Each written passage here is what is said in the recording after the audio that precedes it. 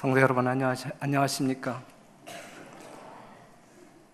오늘 이 안식일에도 하나님의 크신 은혜와 축복이 한결같이 여러분들에게 임하게 되기를 바라고, 여러분들의 심령의 큰 감동 속에 하나님의 보좌로 이끌림을 받는 아름다운 승리의 한날이 되기를 간절히 바랍니다. 이사야 46장 10절에 있는 말씀을 보겠습니다. 일단 보여드리겠습니다. 이사야 46장 10절. 내가 종말을 처음부터 고하며 아직 이루지 아니한 일을 옛적부터 보이고 이르기를 나의 모략이 설 것이니 내가 나의 모든 기뻐한 것을 이루리라 하였노라. 다니엘서 12장 13절 봅니다. 너는 가서 마지막을 기다리라. 이는 내가 평안히 쉬다가 끝날에는 내 업을 누릴 것임이니라. 그랬어요. 지금 두 개의 성경절을 여러분들에게 소개했는데, 여기 어떠한 단어들이 등장하냐면 종말이라고 하는 단어가 등장하고 마지막이라고 하는 말, 끝이라고 하는 말이 등장합니다.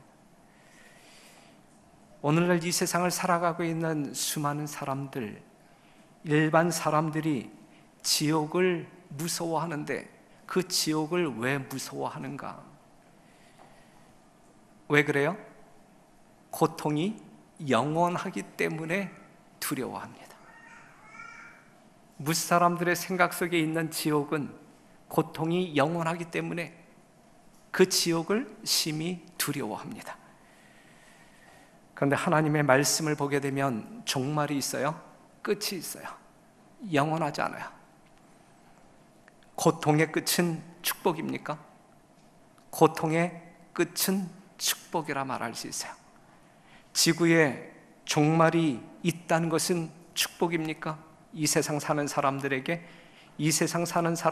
지구의 종말이라고 하는 사건은 축복이라고 말할 수 있습니다. 마태복음 24장 3절에 있는 말씀을 같이 읽겠습니다. 시작. 예수께서 감람산 위에 앉으셨을 때에 제자들이 조용히 와서 가로되 우리에게 이르소서 어느 때에 이런 일이 있겠사오며 또 주의 임하심과 세상 끝에는 무슨 징조가 있사오리까? 잘 아시는 말씀. 주의 임하심과 예수님의 재림과 세상 끝에는 무슨 징조가 있사오리까? 그랬어요. 이 성경절을 통하여 우리가 분명히 알 수 있는 것은 세상의 끝과 이 지구의 종말과 예수님의 재림은 같은 사건이다라고 하는 사실이죠. 같은 사건, 동일한 사건입니다. 그런데 같은 사건임에도 불구하고 어떤 사람들은 끝을 보고 사는 사람들이 있고 어떤 사람들은 재림을 보고 사는 사람들이 있어요. 여러분들은 끝을 보고 사는 사람들이십니까? 아니면 예수님의 재림을 보고 사는 사람들이십니까? 우리는 분명 예수님의 재림을 보고 사는 사람들이에요. 끝을 보고 사는 사람들의 삶의 모습은 이게 끝이네, 모든 것이 끝났네, 두려움뿐. 그래서 요한계시록 6장 15절에 있는 말씀 보면 땅의 임금들과 왕족들과 장군들과 부자들과 강한 자들과 각 종과 자주자가 굴과 산 바위 틈에 숨어 산과 바위에게 이르되 우리 위에 떨어져 보좌에 앉으신 이의 나치서와 어린 양의 진노에서 우리를 가리우라. 그들의 진노의 큰 날이 이르렀으니 누가 능히 서리요 하더라. 그랬어요.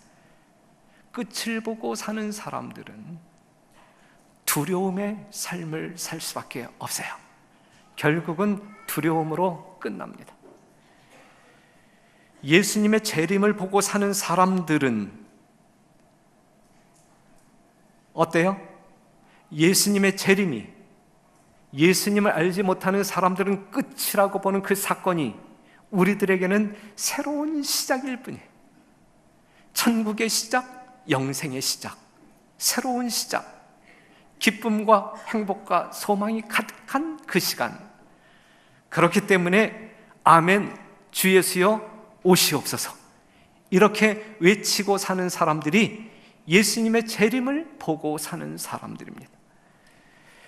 이사야 25장 9절 다 같이 시작. 그날에 이르기를 이는 우리의 하나님이시라. 우리가 그를 기다렸으니 그가 우리를 구원하시리로다. 이는 여호와시라. 우리가 그를 기다렸으니 우리는 그 구원을 기뻐하며 즐거워하리라 할 것이며. 그래서 다시 한번 물어요. 사랑하는 성도 여러분, 여러분들은 끝을 보고 사는 사람들이십니까? 아니면 예수님의 재림을 보고 사는 사람들이십니까? 예수님의 재림을 보고 사는 그러한 여러분들 되어 늘 소망 가득한 기쁨 충만한 생애가 이어지게 되기를 간절히 바랍니다. 재림을 바라보고 사는 여러분들에게 다시 한번 질문합니다. 재림을 보고 사는 성도 여러분, 여러분들은 영생을 기다리십니까?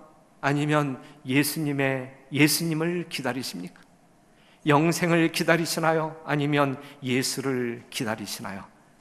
그게 무슨 차이가 있습니까? 차이가 있을 거예요. 차이가 있을 거예요. 영생을 기다리는 사람은 무엇이든지 판단하는 것이 영생이에요. 먹든지 마시든지 무엇을 하든지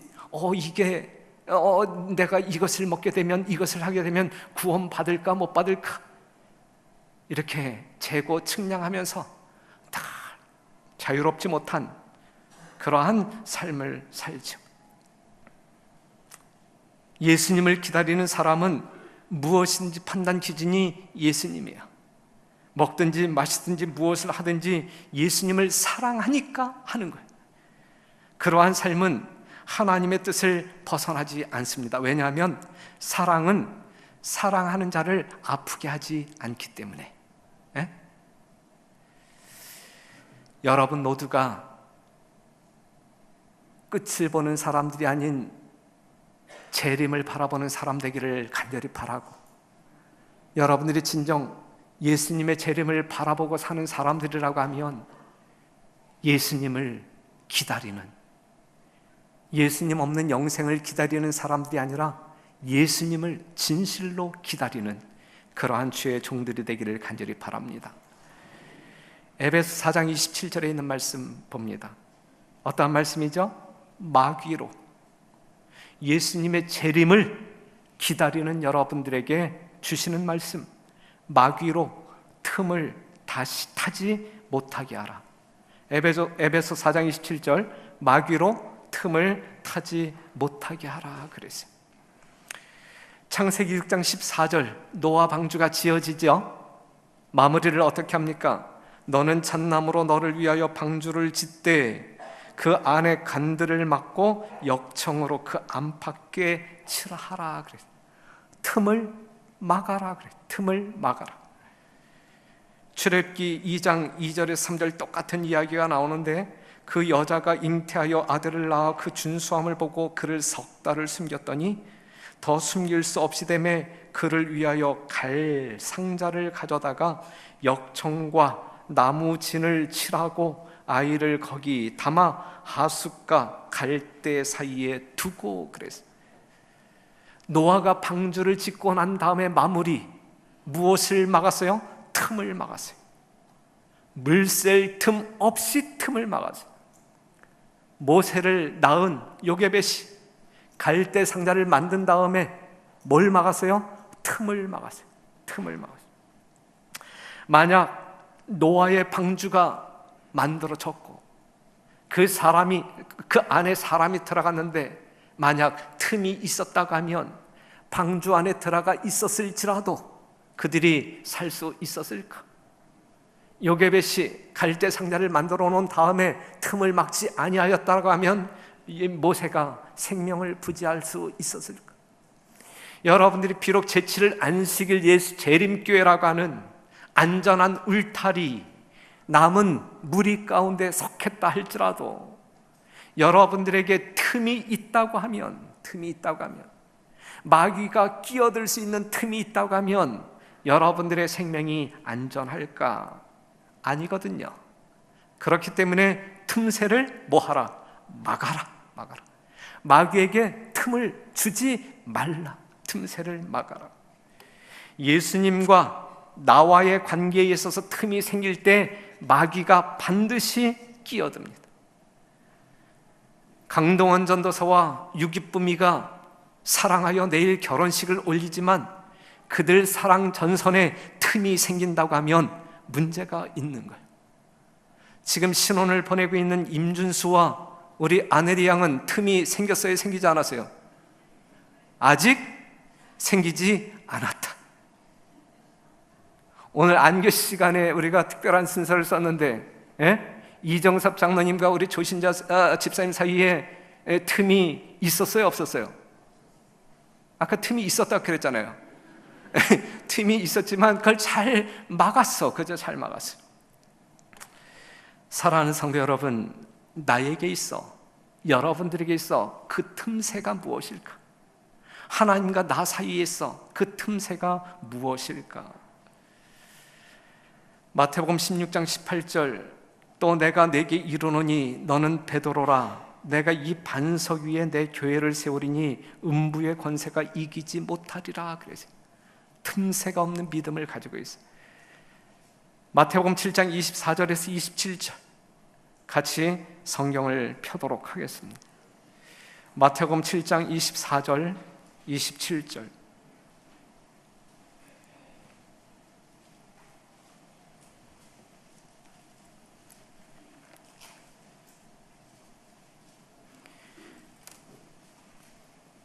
여러분들이 교독하신 성경절입니다. 마태복음 7장 24절 같이 한번 읽겠습니다. 다시 시작. 그러므로 누구든지 나의 이 말을 듣고 행하는 자는 그 집을 반석 위에 지은 지혜로운 사람 같으리니 비가 내리고 창수가 나고 바람이 불어 그 집에 부딪히되 무너지지 아니하나니 이는 주초를 반석 위에 놓은 연고요. 나의 이 말을 듣고 행치 아니하는 자는 그 집을 모래 위에 지은 어리석은 사람 같으리니 비가 내리고 창수가 나고 바람이 불어 그 집에 부딪힘에 무너져 그 무너짐이 심하니라. 그랬어요. 반석 위에 지었느냐 모래 위에 지었느냐, 다시 말해서 틈새가 있느냐 없느냐, 그 차이입니다. 틈새가 무엇일까? 말씀이 아닌 것, 그건 틈입니다. 말씀을 무시하는 것, 그건 틈입니다.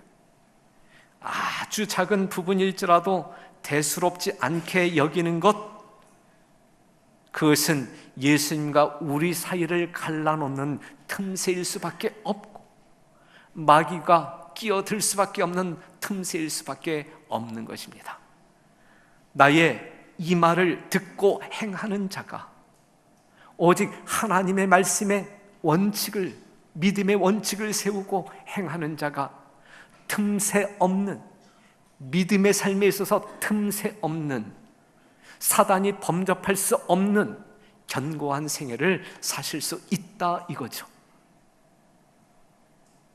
틈새를 막아라. 우리가 어디로 돌아가면 될까요? 말씀으로 돌아가야 된다. 말씀의 원칙으로 돌아가야 된다, 이 말씀입니다.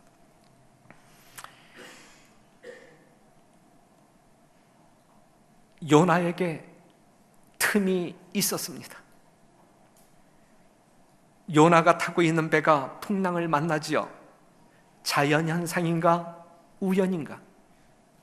누구 때문에 일어난 풍랑인가? 우리는 다 아는 말씀이에요. 왜 그 풍랑이 일어나세요? 이건 우연히 그냥 자연스럽게 일어난 풍랑이 아니죠. 누가 일으켰어요? 그 태풍을 누가 일으키셨어요? 하나님께서 뭔가 의도한 바가 있다라는 사실입니다. 누구 때문에 일어난 풍랑이에요? 요나 때문에. 요나에게 뭐가 있단 이야기예요? 틈새가 있었단 이야기예요. 어떠한 틈새가 있었는가? 요나에게. 요나는 지금 가야 할 길을 가고 있나요? 가야 할 길이 분명히 있는데 가야 할 길로 가지 아니하고 가지 말아야 할 길로 갔어요. 이게 틈새죠. 이게 틈새. 지금 요나는 해야 할 일을 했나요? 해야 할 일이 분명히 있음에도 불구하고 해야 할 일을 하지 않았다. 그게 틈새죠. 사랑하는 성도 여러분, 요나는 가야 할 길을 가지 않고 해야 할 일을 하지 않았어요. 그래서 그 풍랑이 일어난 거예요. 우리 별내교회도 이 같은 일을 경험할 수 있어요. 별내교회라고 하는 이 배가 견고한 것 같지만 위험에 빠질 수 있어요. 우리가 뭐 할 때, 요나처럼 살 때, 가야 할 길로 가지 아니하고 해야 할 일을 하지 아니할 때 이 배는 큰 풍랑을 경험할 수 있어요. 그렇다고 하면 여러분들이 가야 할 길은 어떤 길이고 해야 할 일은 무엇인가? 가야 할 길, 요즘 여러분들이 교과 시간에 베드로서를 공부하고 있는데 베드로전서 2장 21절, 이를 위하여 너희가 부르심을 입었으니 그리스도도 너희를 위하여 고난을 받으사 너희에게 본을 끼쳐 그 자취를 따라오게 하려 하셨느니라. 여러분들이 가야 할 길은 어떠한 길이에요? 예수님께서 가신 길.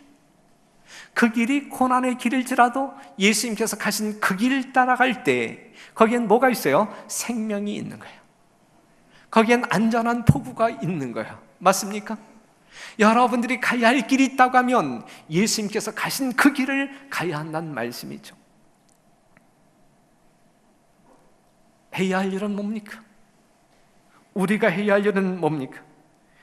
요한복음 17장 4절, 예수님께서 말씀하시기를 아버지께서 내게 하라고 주신 일을 내가 이루어 아버지를 이 세상에서 영화롭게 하였사오니, 아버지께서 내게 하라고 주신 그 일을 해야 되는 거예요. 그 일을 해야 돼요. 맞습니까? 맞습니까? 지난 안식일 저희들은 이웃 초청 안식일로 시간을 보내요. 저는 정말 여러분들의 정말 부릅뜬 눈을 보게 될 때, 뭔가 이 열정적인 눈을 보게 될 때 1000명이 무사히 그냥 이렇게 패스할 거라고 생각했었는데 723명이, 하지만 여러분들의 심령 가운데 끊임없이 노력했음에도 불구하고 723명이 모인 것이기에 우리 하나님께서는 이미 여러분들의 노고로 영광을 받으셨으리라 생각되어져요. 전혀 문제가 없는 지난 안식일이었습니다. 1000명이 차지 아니하였을지라도, 담임 목사가 꿈꾸었던 1000명이 차지 아니하였을지라도 우리 하나님께서 함께 하나님께서 영광을 받으셨던 안식일이라고 틀림없이 생각합니다. 돌아오는 목요일 뭐예요? 전도회, 전반기 전도회. 미니 전도회니까 여러분들이 아주 하찮게 여기시는 것 같은데, 미니 전도회 강사라고 하니까 아주 거들떠보지도 않는 것 같은데, 이 전반기 전도회, 2017년도 전반기 전도회, 여러분들이 품고 있는 영혼들을 모시고 와서 예수님을 소개하는 아름다운 성회, 25일 금요일 저녁 7시 반부터 이 본당에서 열립니다. 모시고 와야 되겠죠. 이후 초청 안식일 날 모시고 오지 못한 손님들 모시고 와야 되겠죠. 네, 그래서 여러분들이 모시고 올 수 있도록 이렇게 초청장을 하나 만들어서 여러분들에게 2장도 아니고 1장씩 드릴 거예요. 1장. 요것은 어떻게 사용하면 되냐면 이거 스티커를 붙여놨기 때문에 여기에 무슨 내용이 들었나 궁금해서 뜯어보지 마시고 그냥 이렇게 덮여져 있는, 여러분들에게 드리는 대로 받으셔가지고 여러분들이 보낼 사람에게 이 겉봉투 이쪽 이 하단 부분에다가 그 사람의 이름을 적어서 친히 가서 전달해 주시면 되는 거예요. 그러면 여러분들이 이 안에 들어있는 이 궁금증을 어떻게 해결할 것인가, 제가 읽어드리겠다 이거예요. 지금 이 시간에 제가 읽어드리는데 초청의 글. 자, 초청의 글. 실록의 틈새에서 새어나오는 향기로운 꽃내음이 우리의 지친 마음을 달래줍니다. 기똥차잖아요, 문장이. 그렇죠?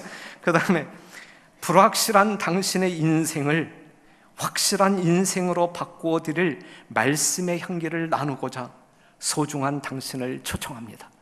괜찮지 않아요? 전해주고 싶은 마음이 있어요, 없어요? 전해주자 이거죠. 오늘 1장씩 더도 말고 덜도 말고 한 장씩 받아가는데, 이거 만약에 여러분들이 집에 가져가서 그냥 다른 사람에게 나누어주지 아니하고 그냥 이렇게 집에다 둘 경우에는 요번 안식일이 지나기까지 흔적을 없어주세요. 불에 태워버리든지, 하여튼 여러분 집에 있다가 제가 여러분들의 가정을 방문해서 이것이 있다고 하면, 발견이 되어진다고 하게 되면 다시는 여러분들의 얼굴을 보지 아니할 것입니다. 이걸 가지고 가시면 반드시 활용하셔야 돼요. 이건 재활용이 안 되는 거예요. 재활용이 안 되니까 오늘 가져가셔서 3일 이내에 사용해야 이게 효과가 있는 것입니다. 그 다음에 먼 거리에 있는 사람들에게는 여러분들이 이미 휴대폰으로 이 모바일 초청장을 받으셨을 거예요. 그 모바일 초청장을 여러분들이 보내주시면 여러분들의 임무는 끝나는 거예요. 그 사람들이 교회에 오고 안 오고는 이제 하나님께서 하실 일이에요. 여러분들은 요거 한 장 보내주고 모바일 초청장 보내주면 되는 거예요. 아셨죠? 그 일을 해야 틈새가 없어진다라고 하는 사실이죠. 요나는 그 일을 안 했기 때문에 틈새가 있음으로 말미암아 생명의 위협을 느끼게 된 것입니다. 그래서 결국은 그 풍랑 문제를, 그 위기에서 벗어나고자 이제 이게 누구 때문에 이 풍랑이 일어났을까 해갖고 거기 배에 탄 사람들이 제비 뽑겠는데 누가 뽑혔어요? 요나가 뽑혔어요. 분명 그 풍랑은 누구 때문에 일어난 거예요? 요나 때문에. 왜? 가야 할 길을 가지 않고 해야 할 일을 하지 않았음으로 말미암아 벌어진 틈새에 이제 위협이 들어오게 된 것이거든요. 요나서 1장 11절에 있는 말씀 보면, 바다가 점점 흉흉한지라 무리가 그에게 이르되 우리가 너를 어떻게 하여야 바다가 우리를 위하여 잔잔하겠느냐. 그가 대답하되 나를 들어 바다에 던지라. 그리하면 바다가 너희를 위하여 잔잔하리라. 너희가 이 큰 폭풍을 만난 것이 나의 연고인 줄을 내가 아노라 하니라 그랬어요. 그 바다에 일어난 그 폭풍이 누구 때문이었다고요? 지금 요나가 뭐라고 대답했어요? 이 폭풍이, 일어난 폭풍이 누구 때문이라 그랬어요? 요나가 뭐라고 대답했어요? 나 때문이다, 나 때문이다. 분명히 너 때문이라고 이야기하지 않았어요. 나 때문이라고 이야기하세요. 사랑하는 성도 여러분, 별내교회 성도 여러분, 이 교회에서 일어나고 있는 수많은 문제들 누구 때문에 일어나? 너 때문에 일어나요? 아니면 나 때문에 일어나요? 나 때문에. 담임 목사인 나 때문에 일어나는 거예요. 여러분들 때문에 일어나는 것이 아니라 나 때문에 일어나는, 나 때문에. 요나는 분명 나 때문이라고 이야기했어요. 나 때문. 그럼 어떻게 해야 하는가? 어떻게 해야 하는가? 바다에 던지라. 죽어야지. 그런 사람은 죽어야지. 그렇죠? 죽어 마땅하죠. 죽어 마땅. 잘못이 무엇인지 아는 요나, 살려달라고 애원하지 않고 책임을 집니다. 바다에 던져져 죽습니다. 살아있는 자아가 뭐 해야 한다는 이야기예요? 죽어야. 살아있는 자아가 죽어야 문제가 풍랑을 치지 아니하고 잔잔해지는 거예요. 너 때문이라고 이야기할 땐 풍랑이 치지만 나 때문이라고 할 때, 그리고 내 자아가 죽을 때 그 풍랑은 잔잔하게 되는 것이거든요. 자아가 죽을 때 틈이 메꾸어지는 거예요. 자아가 죽을 때. 사랑하는 성도 여러분, 마귀에게 틈을 주지 말라 그래요. 자아가 죽고 예수님이 살게 하라 이것이죠. 그럴 때 틈은 막히는 거예요. 요나가 그 틈을 막습니다. 요나서 3장 2절에서 6절에 있는 말씀, 일어나 저 큰 성읍 니느웨로 가서 내가 내게 명한 바를 그들에게 선포하라 하신지라. 요나가 여호와의 말씀대로, 누구의 말씀대로? 여호와의 말씀대로 일어나서 어디로 갔어요? 다시스로 갔어요? 아니면 니느웨로 갔어요? 하나님이 가라고 한 곳으로 가는 거예요. 그렇죠. 그 다음에 4절, 요나가 그 성에 들어가며 곧 하룻길을 행하며 외쳐 가로되. 지금 뭐 하고 있어요? 할 일을 하고 있는 거예요. 누가 하라고 한 일을? 하나님께서 하라고 한 일을. 사랑하는 성도 여러분, 가야 할 곳으로 갑니다. 누가? 요나가. 가야 할 곳으로 가야 합니다. 누가? 여러분들이. 해야 할 일을 하고 있어요. 누가? 요나가. 우리는 해야 할 일을 해야 합니다. 맞습니까? 사랑하는 성도 여러분, 여러분들은 가야 할 길이 분명하잖아요. 그 길로 가시겠습니까? 가시는 여러분, 해야 할 일을 해야 합니까? 그렇게 하시는 여러분과 제가 되기를 간절히 바랍니다. 니느웨는 극히 큰 성읍이므로 3일 길이라 그랬어요. 니느웨는 큰 성이었어요. 요나는 그 큰 성을 대하여 홀로 섭니다. 4절, 요나가 그 성에 들어가며 곧 하룻길을 행하며 외쳐 가로되 40일이 지나면 니느웨가 무너지리라 하였더니 그랬어요. 성도 여러분, 3절을 보게 되면 그 니느웨 성이 크기 때문에 며칠 길이라 그랬어요? 3일 길이라 그랬어요. 그런데 4절에 있는 말씀을 보게 되면 요나가 이제 일을 하는데 얼마 동안 하룻길을 행하며 외쳐.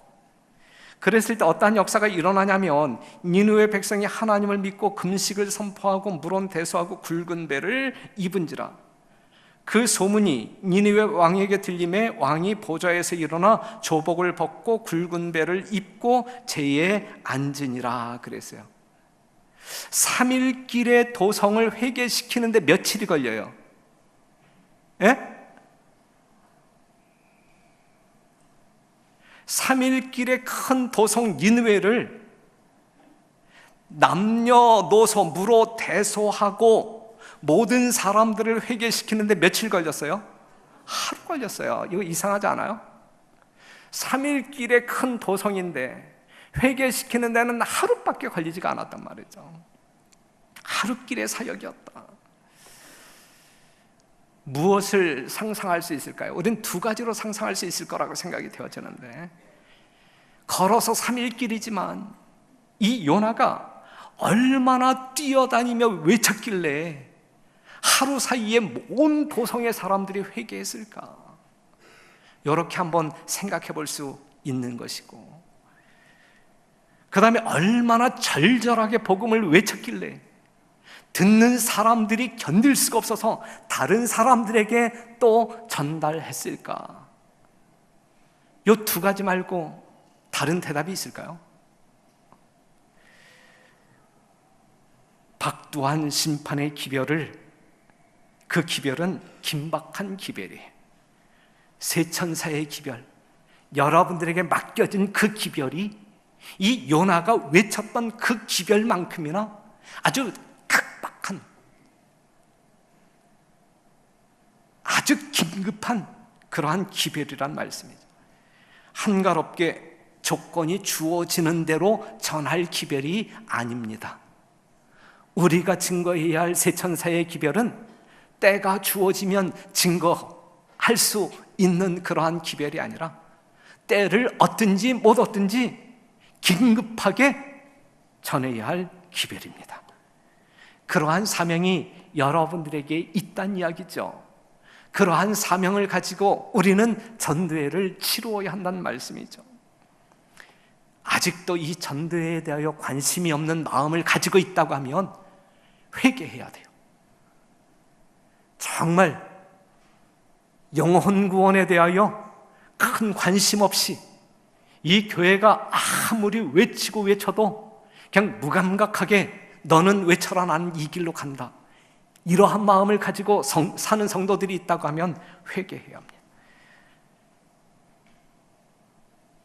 여기에 있는 말씀을 보게 되면 물론 대소하고 큰 사람이든 작은 사람이든 회개하지요.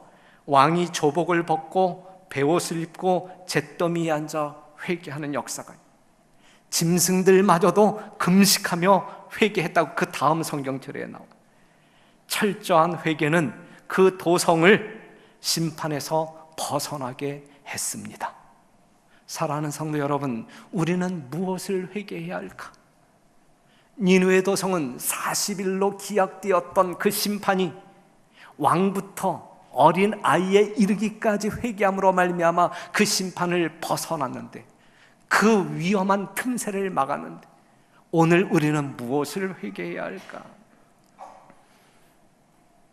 회개할 거리가 생각나거든 내일로 미루지 마시고 오늘 회개하시는 여러분과 제가 되기를 간절히 바랍니다.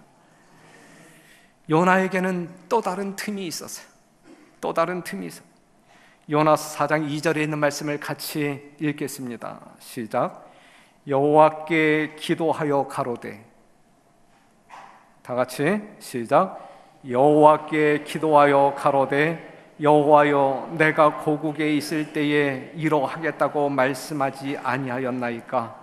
그러므로 내가 빨리 다시스로 도망하였사오니 주께서는 은혜로우시며 자비로우시며 노하기를 더디하시며 인애가 크시사 뜻을 돌이켜 재앙을 내리지 아니하시는 하나님이신 줄을 내가 알았음이니이다. 그랬습니다. 요나는 하나님의 성품에 대해서 정확히 이해를 했습니까? 그렇죠. 예.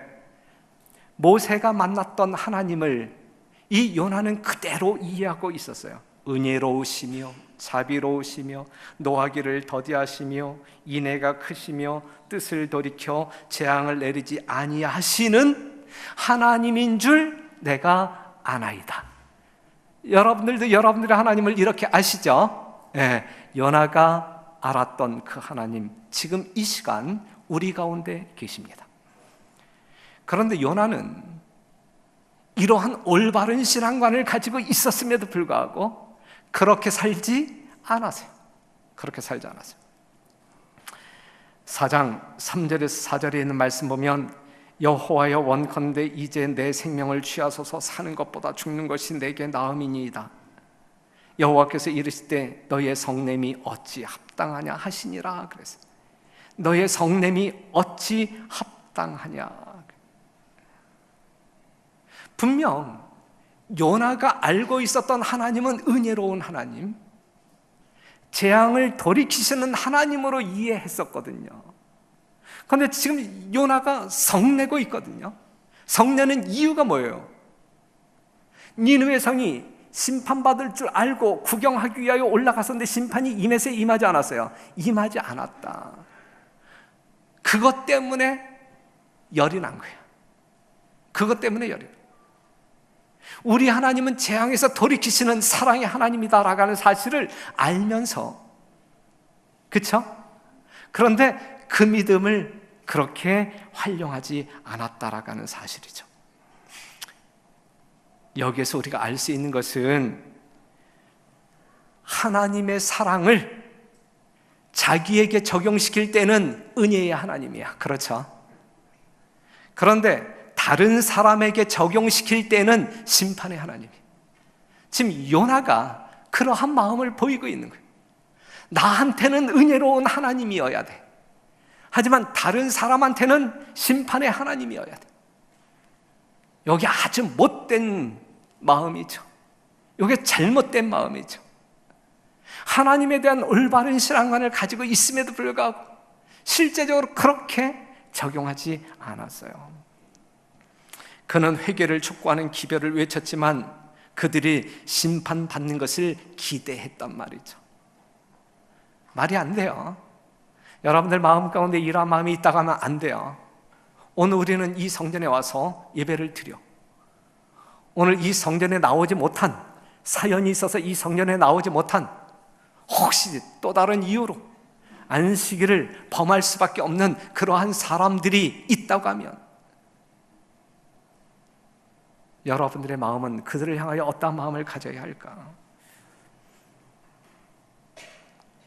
요나서 4장 5절에 있는 말씀, 요나가 성에서 나가서 그 성 동편에 앉되 거기서 자기를 위하여 초막을 짓고 그 그늘 아래 앉아서 성읍이 어떻게 되는 것을 보려 하니라. 심판을 구경하고자 하는 이 요나, 못된 요나야. 사단이 들어갈 수 있는 틈바구니가 아주 넓은 마음을 가지고 있었어요. 그래서 하나님이 한 말씀 하잖아요. 성냄이 어찌 합당하냐. 11절, 하물며 이 큰 성읍 니느웨에는 좌우를 분변치 못하는 자가 12만여 명이요 육축도 많이 있나니 내가 아끼는 것이 어찌 합당치 아니하냐. 너는 박넝쿨을 아꼈는데 12만 명의 죽어가는 영혼을 아끼는 것이 합당치 아니하냐. 이렇게 나무라고 있는 것이거든요. 사랑하는 성도 여러분, 우리가 이 성전 안에서 교회 생활하게 될 때 우리는 조금만 불편해도 우리는 불평불만합니다. 하지만 이 교회 밖에 수많은 영혼들이 사경을 헤매는 고통 중에 있어요. 우리는 그 영혼들을 생각해야 되지 아니할까.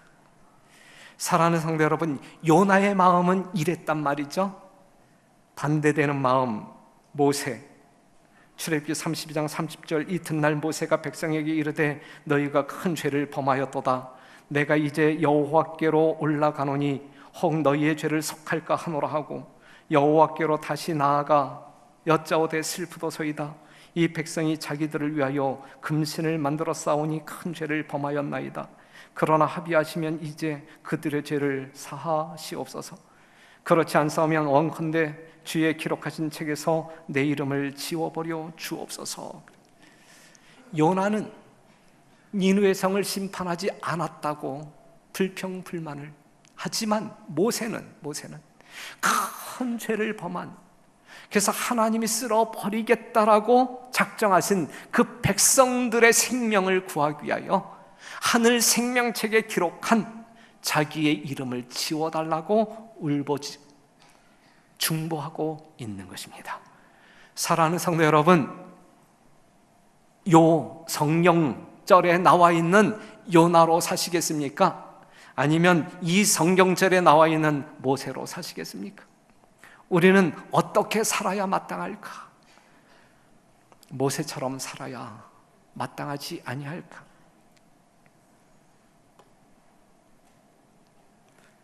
틈새를 막아라. 우리가 요나서를 보게 되면 요나의 회개의 장면이 없는 상황에서 요나서가 끝납니다. 그가 회개했을까? 안 했을까? 우린 몰라요. 분명한 것은 우리는 회개해야 할까? 말아야 할까? 그것이 우리에게 중요한 문제. 그래서 요나서 5장은 여러분들이 써야 돼. 우리는 회개해야 할까? 요나가 회개했을까? 안 했을까? 우린 잘 몰라요. 하지만 우리가 분명히 알아야 할 것은 우리는 회개해야 할까? 말아야 할까? 오늘 이 시간 우리는 회개해야 할까? 말아야 할까? 종말이 다가오고 있습니다. 세상의 끝이 다가오고 있습니다. 천국이 여러분들 눈앞에 다가오고 있습니다. 사랑하는 성도 여러분, 여러분들은 세상의 끝을 맞이할 것인가? 아니면 새로운 시작, 천국을 맞이할 것인가? 오늘의 여러분들의 상태가, 그 상태가 어떠하든지 오늘의 여러분들의 상태가 그것을 결정할 것입니다. 믿음을 갖게 되시는 여러분 되시기를 간절히 바라고, 회개해야 할 것이 있다고 하면, 버려야 할 것이 있다고 하면 버리는, 회개하는 여러분과 제가 되기를 간절히 바랍니다. 그래야 예수님이 우리 중에 거할 수가 있어요. 그래야 우리는 살 수가 있는 것입니다. 사도행전 2장 37절, 저희가 이 말을 듣고 마음에 찔려 베드로와 다른 사도들에게 물어 가로되 형제들아 우리가 어찌할꼬. 여러분들의 살아있는 양심 가운데 매 순간 찔림이 있게 되기를 간절히 바라요. 양심의 가책이 있게 되기를 간절히 바라요. 여러분들이 십자가를 향하여 가까이 다가가면 다가갈수록 여러분들의 양심은 더 아프게 찔림을 받아서 돌이키고 돌이키는 여러분들이 되시기를 간절히 바랍니다. 38절 베드로가 가로되 너희가 회개하여 각각 예수 그리스도의 이름으로 거듭나고 죄 사함을 받으라. 그리하면 성령을 선물로 받으리니 그랬어요. 우리가 어찌할꼬? 하나님의 말씀을 듣고 우리의 심령 가운데, 양심 가운데 찔림이 있을 때 우리는 어찌할꼬 외쳐야 되지 않겠습니까? 그때의 대답은 회개하라 이것입니다. 회개하라. 회개하라. 예? 무릇 내가 사랑하는 자를 책망하여 징계하노니 그러므로 내가 열심을 내라. 회개하라. 다 같이 시작. 그런즉 너희가 먹든지 마시든지 무엇을 하든지 다 하나님의 영광을 위하여 하라. 사랑하는 성도 여러분, 우리의 모든 삶 구석구석에서 이루어지는 모든 생각과 생활이 하나님의 영광과 연결되어져야 되는 거예요. 여러분들이 아무리 열심 있는 모습으로 교회 생활을 하고 하나님의 사업에 동참한다 할지라도 그것이 하나님께서 연락할 수 없는 하나님의 영광을 드러내는 것이 아니라고 하면 그것은 아무 소용 없는 거예요. 아무 소용 없는 거예요. 아무리 열심히 주의 이름을 가지고 산다 할지라도 하나님의 뜻을 어기며 자기의 생각을 보태어 하는 것은 결코 하나님께 영광이 되지 않습니다. 그렇기 때문에 우리의 믿음은 말씀 위에 세워져야 돼요. 말씀 위에 세워져야 흔들리지 아니하고 넘어지지 아니하고 우리의 생명을 보존하여 주실 것입니다. 이러한 믿음이 여러분들에게 있게 되기를 간절히 바라고 부디 마귀에게 틈을 주지 아니하는 거룩한 성도의 삶을 살게 되시기를 간절히 바라면서 정말 그러한 삶을 이번 전도회를 통하여 또한 앞으로 우리에게 있는 아버지의 거룩한 사역에 나타나게 되기를 간절히 바라면서 말씀을 마치겠습니다.